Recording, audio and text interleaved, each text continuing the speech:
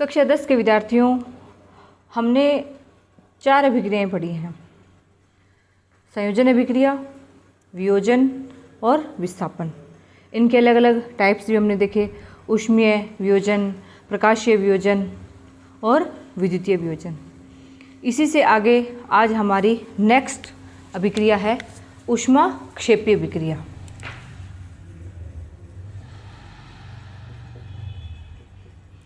ऊष्माक्षेपी की English term है exothermic.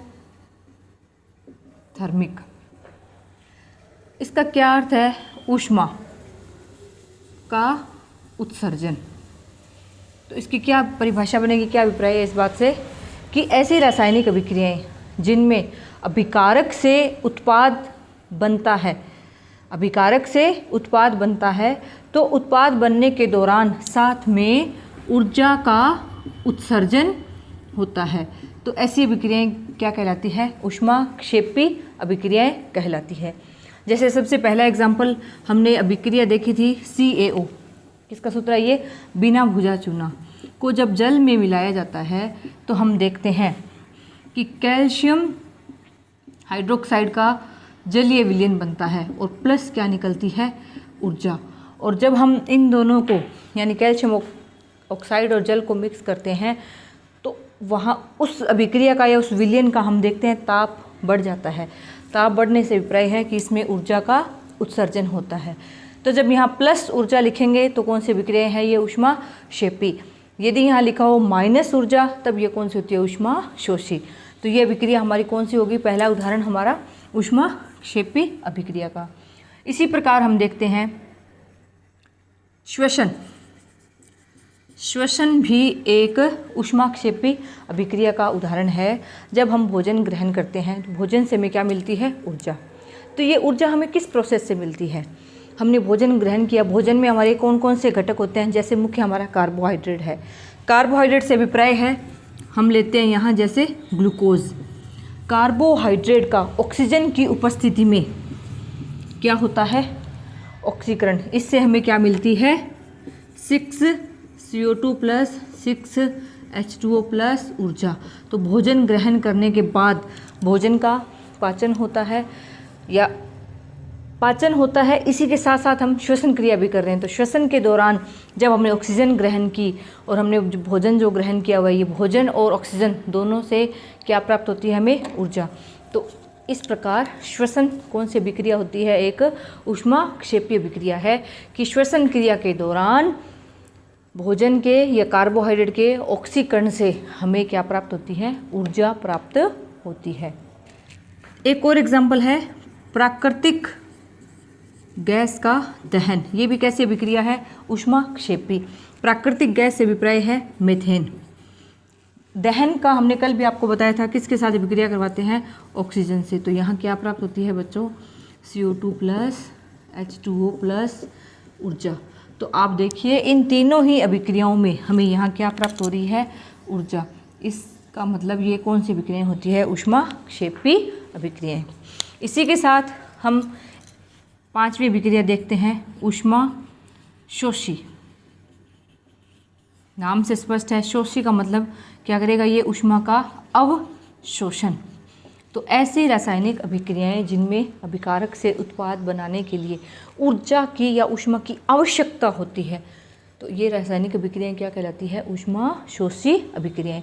जैसे सिंपल सा एग्जांपल देखिए आप इसका, N2 प्लस O2 से क्या बनता है? NO, nitric oxide. और हमें यहाँ माइनस ऊर्जा यानी इस अभिक्रिया के लिए हमें ऊर्जा की आवश्यकता होती है। मेरे पास 2 अभिक्रियाएं ऊष्माक्षेपी और ऊष्माशोषी। क्षेपी का मतलब ऊष्मा का उत्सर्जन होना, ऊष्माशोषी से अभिप्राय कि अभिकारक से उत्पाद बनाने के लिए हमें ऊष्मा की आवश्यकता होती है। तो क्या कहलाती है? ऊष्माशोषी। ये आपके पास सभी अभिक्रियाओं की क्या है? उदाहरण। नेक्स्ट है उदासीनीकरण।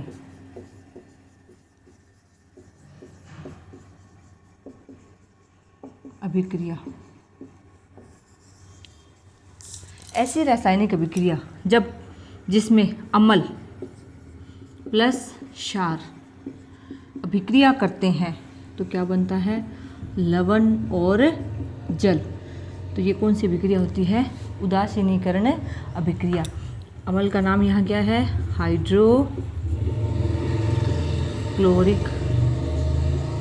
अम्ल। हाइड्रोक्लोरिक अम्ल प्लस सोडियम हाइड्रोक्साइड, ये है हमारे पास अम्ल। ये क्या है? क्षार। और यहाँ क्या बनता है? लवण, सोडियम क्लोराइड प्लस जल। तो ये कौन सी अभिक्रिया होती है? उदासीनीकरण अभिक्रिया। ऐसी रासायनिक अभिक्रिया जिसमें अम्ल और क्षार आपस में अभिक्रिया करके क्या बनाते हैं? लवण और जल। तो यह अभिक्रिया है उदासीनीकरण अभिक्रिया। नेक्स्ट हमारे पास है ऑक्सीकरण अभिक्रिया और दूसरी है अपचयन अभिक्रिया। इसे उपचयन नाम से भी जान सकते हैं। इन दोनों को हम एक साथ देखते हैं, दोनों अभिक्रियाओं को। सबसे पहले देखिए, ऑक्सीकरण से अभिप्राय है ऐसी रासायनिक अभिक्रियाएं जिनमें ऑक्सीजन का योग या क्या हो? ऑक्सीजन की वृद्धि, क्या कहलाती है? ऑक्सीकरण अभिक्रिया।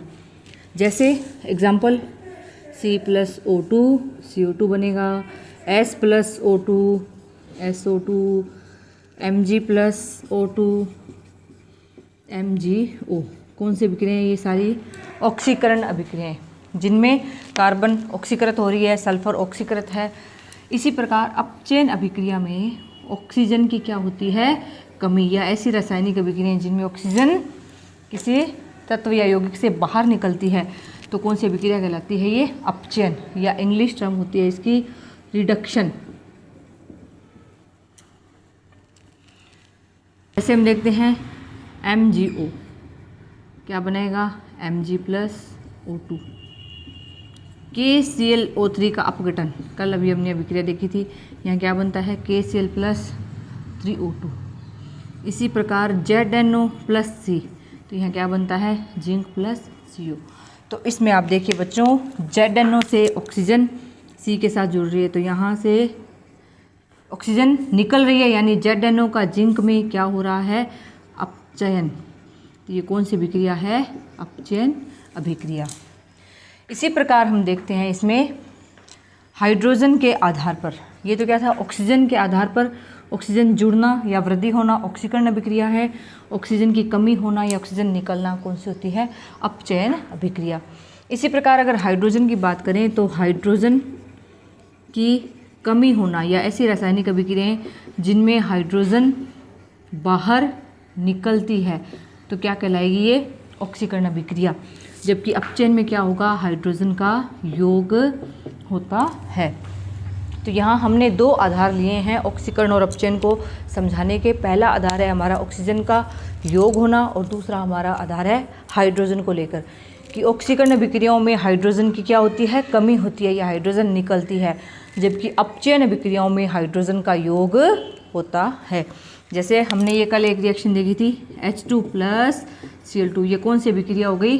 अपचयन अभिक्रिया। कौन सी अभिक्रिया? ये अपचयन अभिक्रिया जिसमें हाइड्रोजन का योग। या एक और एग्जांपल हम देखते हैं CuO+H2, तो यहाँ क्या बनेगा? Cu+H2O। तो ये भी कौन सी अभिक्रिया होती है? अपचयन अभिक्रिया। एक एग्जांपल हम देखते हैं एथीन होती है CH2 डबल बॉन्ड CH2 का जब हाइड्रोजन से योग होता है निकल की उपस्थिति में, यहाँ क्या बनती है? ये एथेन। तो ये भी कौन सी अभिक्रिया हो गई हमारे पास? अपचयन अभिक्रिया। इसी प्रकार अब हमें यहाँ देखना है हाइड्रोजन का निकलना, कौन सी अभिक्रिया होगी? ऑक्सीकरण होगी, ऑक्सीकरण।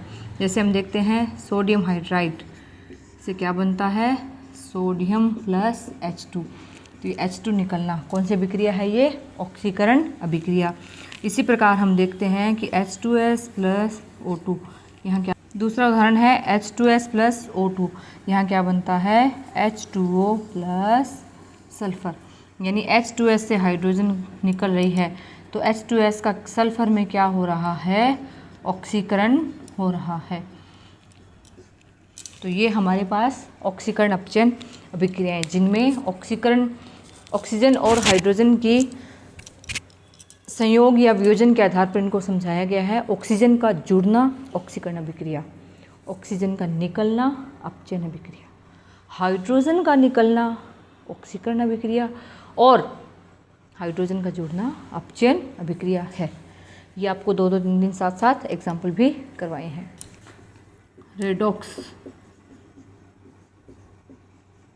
अभिक्रिया ऐसी रासायनिक अभिक्रिया जिसमें अभिकारक में ऑक्सीकरण और अपचयन दोनों एक साथ होते हैं तो क्या कहलाती है? रेडॉक्स अभिक्रिया। जैसे हमने देखा ZNO+C क्या बनता है यहाँ? Zn+CO। तो आप देखिए ऑक्सीजन निकलना क्या हो रहा है यहाँ? अपचयन। ऑक्सीजन का जुड़ना यहाँ क्या हो रहा है? ऑक्सीकरण। तो ये कौन सी अभिक्रिया होगी हमारे पास? रेडॉक्स अभिक्रिया। इसी प्रकार हम देखते हैं CuO+H2 क्या बनता है यहाँ? Cu+H2O। तो आप देखिए इस अभिक्रिया में ऑक्सीजन का निकलना, कौन सी अभिक्रिया ये? ऑक्सीकरण। और ऑक्सीजन का जुड़ना यहाँ क्या हो रहा है? अपचयन। तो ये कौन सी अभिक्रियाएँ होती है? रेडॉक्स अभिक्रियाएँ। तो ऐसी अभिक्रियाएँ जिनमें अभिकारक में ऑक्सीकरण और अपचयन एक साथ साथ होते हैं वो रासायनिक अभिक्रियाएँ रेडॉक्स रासायनिक अभिक्रियाएँ कहलाती हैं।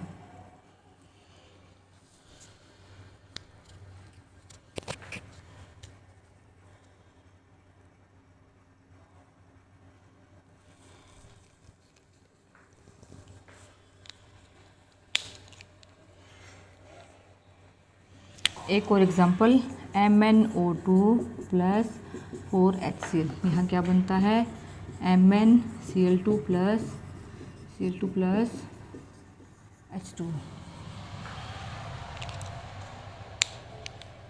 तो इस अभिक्रिया में आप देखिए यहाँ और एक है आपके पास यहाँ HCl का Cl2 में क्या हो रहा है? अपचयन। क्या हो रहा है? अपचयन। देखिए आप हाइड्रोजन निकल रही है तो यहाँ क्या हो रहा है? अपचयन। इसी प्रकार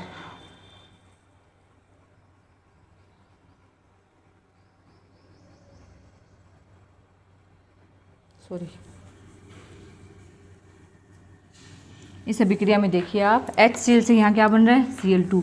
तो हाइड्रोजन का निकलना कौन सी अभिक्रिया होती है? ऑक्सीकरण। तो यहाँ HCl का Cl2 में क्या हो रहा है? ऑक्सीकरण। इसी प्रकार MnO2 का MnCl2 में यहाँ क्या हो रहा है बच्चों? अपचयन। क्यों? क्योंकि आप देखिए ऑक्सीजन यहाँ से निकल रही है। तो इस प्रकार की ये अभिक्रियाएँ क्या कहलाती है? रेडॉक्स अभिक्रियाएँ। चैप्टर के लास्ट छोटे छोटे 2 टॉपिक, एक तो होता है संक्षारण और एक होता है विकृत गंधिता। संक्षारण से अभिप्राय है कि कुछ धातुएं जैसे लोहा है, चांदी है और तांबा है, आपने अपने दैनिक जीवन में देखा भी है, इन्हें महसूस भी किया है कि जब ये वायु के संपर्क में, नमी के संपर्क में या अम्ल या क्षार के संपर्क में आती हैं तो इनकी बाहरी सतह है इसकी चमक कम हो जाती है, उस सतह पर एक अन्य धातु की या अन्य परत बननी शुरू हो जाती है। तो इसे हम क्या कहते हैं? संक्षारण कहते हैं। जैसे सामान्य उदाहरण है लोहे पर जंग लगना। लोहा है, वायु के संपर्क में आएगा प्लस वातावरण में क्या हो? नमी। तो ये क्या बनाता है? Fe2O3H2O। ये है हमारे पास लोहे पर जंग लगने का सूत्र, ये जंग का फॉर्मूला है। और ये सारी प्रोसेस क्या कहलाती है? संक्षारण। जिससे धातुएं हैं उनकी बाहरी परत है वो धीरे धीरे कमज़ोर हो जाती है और उतरनी भी स्टार्ट हो जाती है। तो हम बताएंगे कौन सी घटना संक्षारण का उदाहरण क्या है? लोहे पर जंग लगना। चांदी है, चांदी की वस्तु में भी आप देखते हैं जब हम खरीदते हैं उनमें बहुत चमक होती है, बहुत सुंदर होती है, लेकिन धीरे धीरे उन पर कौन सी परत आ जाती है? काली परत आ जाती है। तो ये Ag है हमारे पास, क्या होता है? ये शुद्ध या श्वेत होता है चांदी। श्वेत होता है। जब वातावरण के संपर्क में आता है तो ये क्या बना लेता है, Ag2S, और यहाँ कौन सी परत आ जाती है, काली परत।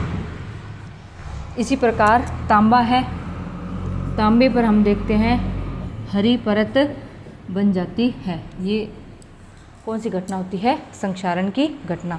और संक्षारण की घटना के बहुत ज़्यादा नुकसान भी हैं कि संक्षारण के कारण हम देखते हैं लोहे से बने हुए जैसे रेलवे ब्रिज है, रेलवे पुल है, या घरों में भी आप देखते हैं जो भी लोहे की वस्तुएं हैं वो धीरे धीरे खराब होना शुरू हो जाती है और धीरे धीरे कमज़ोर भी हो जाती हैं। तो ये है संक्षारण के नुकसान।